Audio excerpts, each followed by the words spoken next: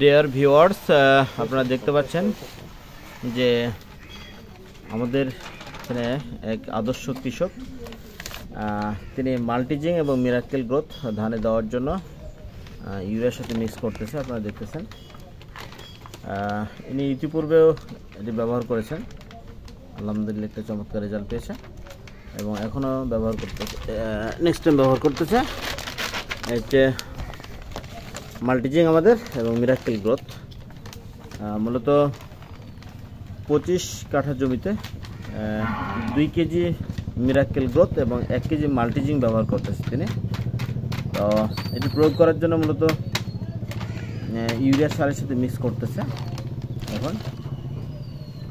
তো মূলত মিক্সিং পদ্ধতিটা আপনাকে দেখাচ্ছি আপনাদেরকে। এই হচ্ছে মিক্সিং পদ্ধতি। তো ডিয়ার ভিউয়ার্স,